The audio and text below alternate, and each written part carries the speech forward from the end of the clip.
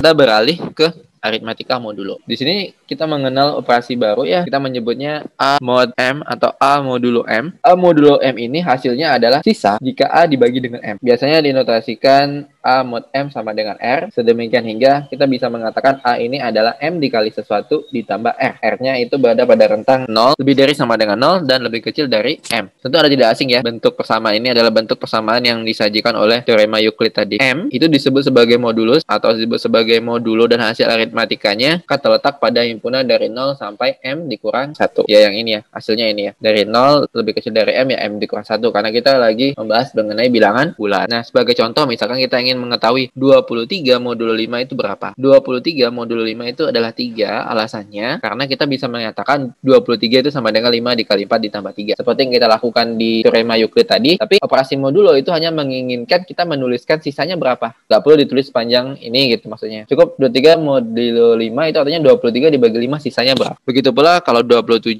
kebetulan pas habis jadi sisanya 0. Kalau 6 modulo 8 ya karena kebetulan 6 itu lebih kecil dari 8 ya udah 6 itu adalah sisanya. Kemudian 0 modulo 12 ya udah 0-nya. Kemudian negatif 41 modulo 9. Nah, ini harus hati-hati ya. Ketika berhadapan negatif 41 modulo 9 bagi negatif 41 dengan 9 itu harusnya negatif 4, ketika dibulutin ke bawah itu jadinya negatif 5. Jangan dilupakan. Selanjutnya kita juga mempunyai negatif 39 modulo 13 itu juga bernilai 0. Kita beralih ke kongruen. Kongruen di sini masih terkait dengan modulo ya. Yang dimaksud kongruen itu adalah ketika kita berhadapan dengan operasi modulo yang sama dari dua buah bilangan, ternyata dua buah bilangan atau lebih bisa memiliki sisa yang sama. Contoh di sini ketika kita berhadapan dengan modulo 5, ternyata 38 modulo 5 dan 13 modulo 5 itu memberikan sisa yang sama, yaitu 3. Maka kita menyatakan 38 itu kongruen dengan 13. Jadi 38 dan 13 ini saling kongruen dalam modulo 5. Keuntungannya apa? Kita mengetahui dua bilangan yang memiliki modulo yang sama atau dua buah bilangan yang kongruen. Ternyata dua buah bilangan kongruen itu memiliki sifat bahwa ketika A kongruen dengan B dalam modulo M, itu jika dan hanya jika M membagi habis A dikurang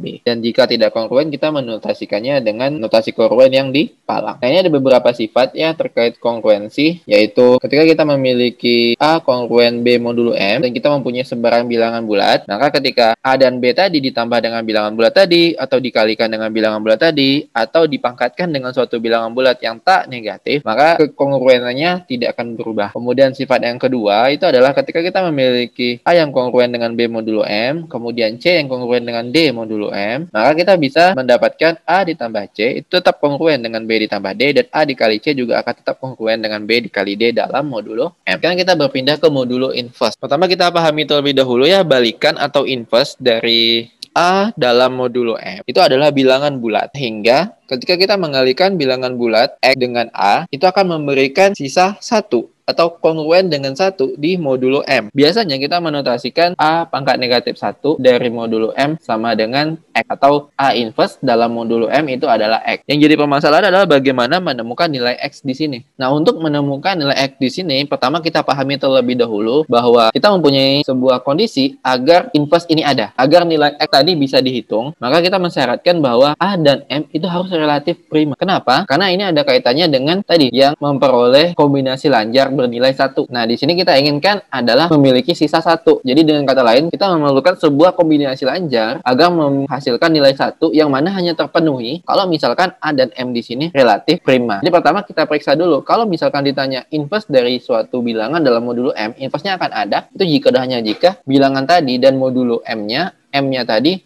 dan bilangan tersebut saling relatif prima. Ini tekniknya ya. Ketika kita ingin mencari inverse dari A modulo M, itu sama saja dengan kita membentuk sebuah kombinasi lanjar dari A dan M. Nah, kombinasi lanjar dari A dan M di sini saya menyajikannya dengan XA ditambah YM sama dengan 1. Karena kita menginginkan agar nanti X ketika dikali A memberikan sisa 1. Di sini ketika kita ingin membentuknya, kita bisa melakukan seperti yang telah kita bahas sebelumnya, bagaimana cara mendapatkan kombinasi lanjarnya. Tekniknya menggunakan algoritma Euclid dan koefisien A ya, atau nilai X yang akan kita peroleh itulah inverse dari bilangan modulo kita tadi. Sebagai contoh, misalkan kita ingin mencari inverse dari 4 dalam dalam modulo 9. Artinya kita sedang mencari bilangan berapa yang jika dikalikan 4 di dalam modulo 9 itu akan memberikan sisa 1. Mungkin kalau untuk angka yang kecil Anda bisa mencoba-coba aja gitu kan ya. 1 kali 4 belum memberikan sisa 1 ya. 2 kali 4 juga masih 8. 3 kali 4 misalkan 12. 12 di modulo 9 sisanya masih 3. 4 kali 4 16. Modulo 9 oh sisanya masih 7 gitu kan ya. Anda bisa mencoba terus tapi kan membutuhkan usaha dan waktu.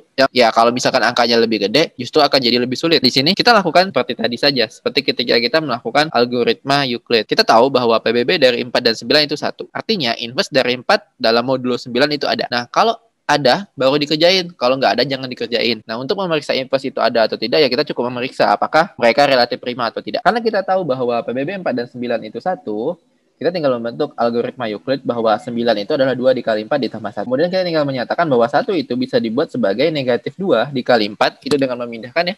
2 kali 4-nya pindah ke depan. Jadinya negatif 2 dikali 4 ditambah 1 kali 9. Artinya, kita sudah mendapatkan kombinasi lanjar dari 4 dan 9 yang hasilnya sama dengan 1. Nah, koefisien dari 4 yaitu negatif 2. Negatif 2 inilah yang menjadi inverse dari 4 modulo 9. Anda bisa memeriksa bahwa negatif 2 ketika dikali 4 itu akan kongruen dengan 1 di dalam modulo 9.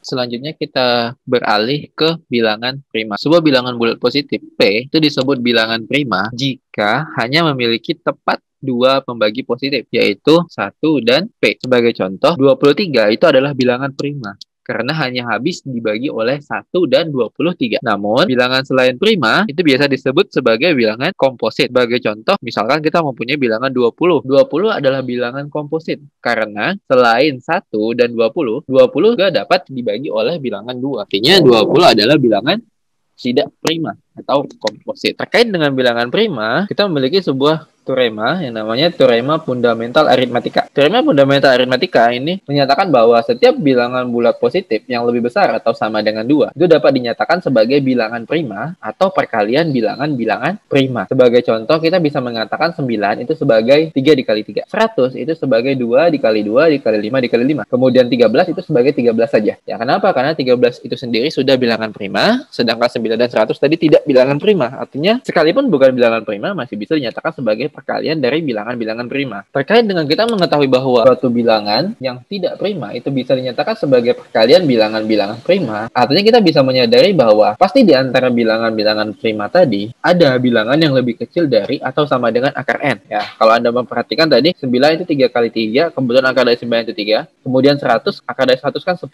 nih. Nah, pasti ada tuh perkalian dari bilangan-bilangan prima tadi yang menggunakan bilangan prima yang lebih kecil dari 10. Nah, kalau misalnya 13, kebetulan 13 kan memang sudah bilangan prima, jadi tidak perlu dicari tahu apakah ada tidaknya. Nah, yang perlu kita bahas di sini adalah ketika suatu bilangan bulat positif dinyatakan sebagai perkalian dari bilangan-bilangan prima, nah pasti di antara bilangan prima tadi ada yang lebih kecil dari atau sama dengan. Apa keuntungannya kita tahu itu? Ternyata dengan kita mengetahui itu, kita bisa memeriksa suatu bilangan itu prima atau tidak itu dengan lebih mudah. Caranya adalah pertama kita bagi dengan pertama kita bagi bilangan n tadi dengan sejumlah bilangan prima. Mulai dari 2, 3, dan seterusnya hingga mencapai bilangan P yang lebih kecil dari atau sama dengan akar n. Andaikan n habis dibagi oleh salah satu di antara bilangan prima tadi, ya udah jelas, pastinya n adalah bilangan komposit, karena bisa dibagi selain dengan satu dan dirinya sendiri. Selanjutnya, jika ternyata n tidak habis dibagi oleh semua bilangan prima yang kita dapatkan tadi, maka n bisa disimpulkan sebagai bilangan prima. Ya, bagaimana contohnya ya? Misalkan kita ingin mencari atau memeriksa apakah 171 atau 199 ini merupakan bilangan prima atau komposit. Ya, bisa jadi keduanya prima, keduanya komposit, atau ada salah satunya saja yang prima, ada salah satunya komposit. Nah, pertama kita periksa bilangan 171. Untuk memeriksa apakah 171 itu prima atau komposit, kita mencari akar dari 171. Akar dari 171 itu kebetulan 13, sekian. Artinya, kita cukup mencari bilangan prima yang lebih kecil dari atau sama dengan akar 171. Kebetulan bilangan primanya adalah 2, 3, 5, 7, 11, dan 13. Seringkali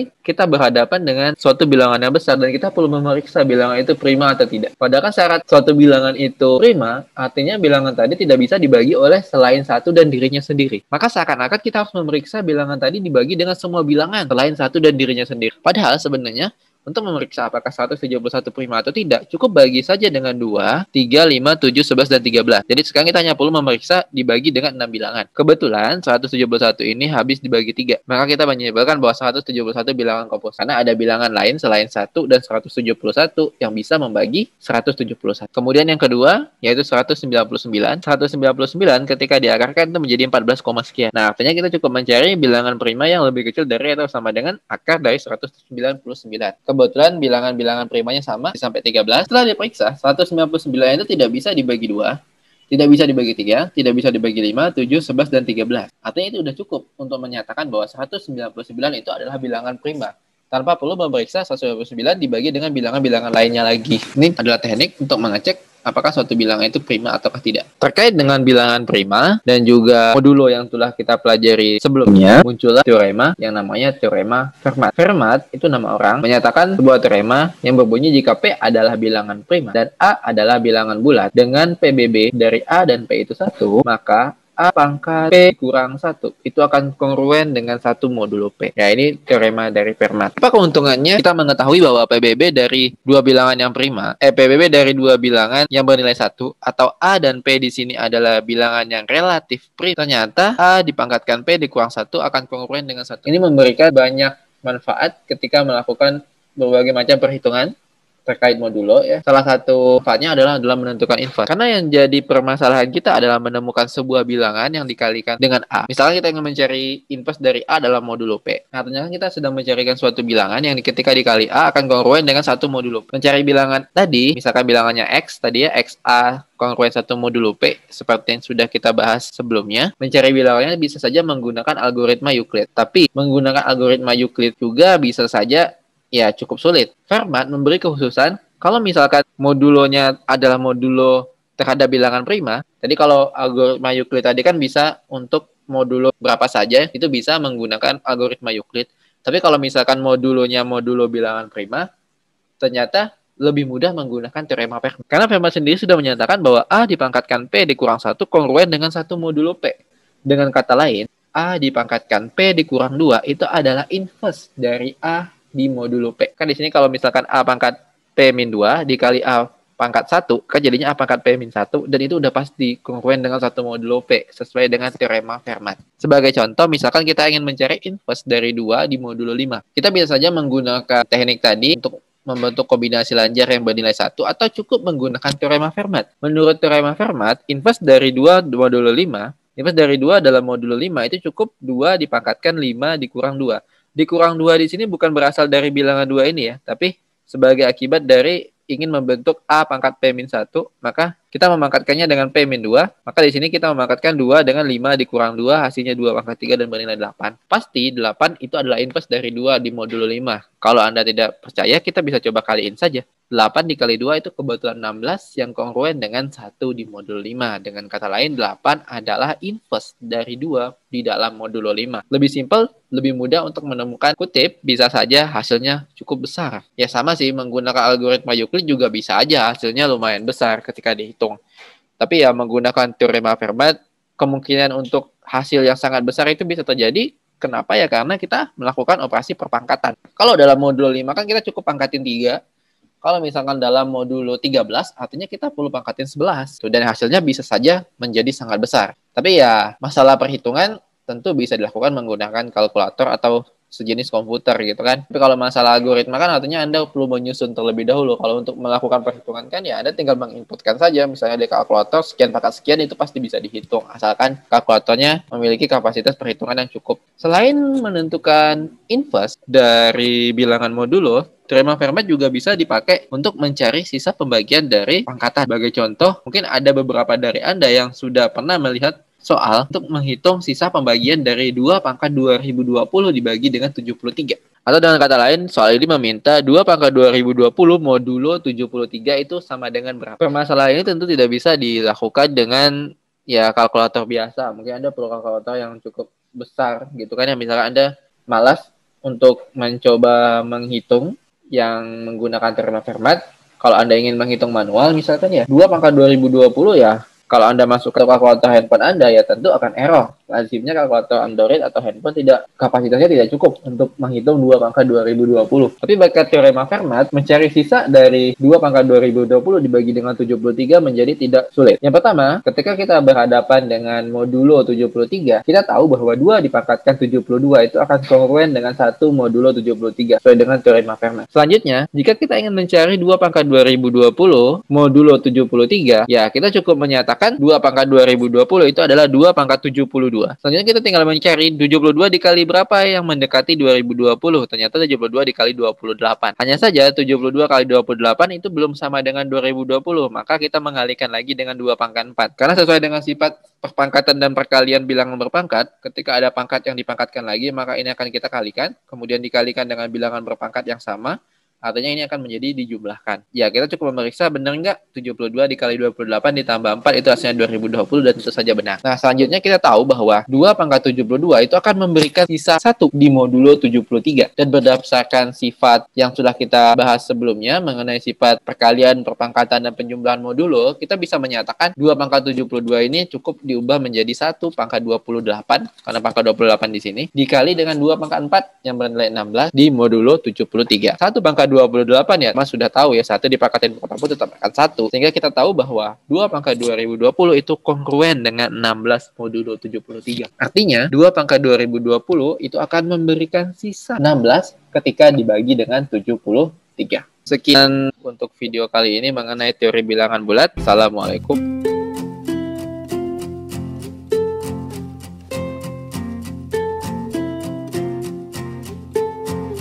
Aku mengerti.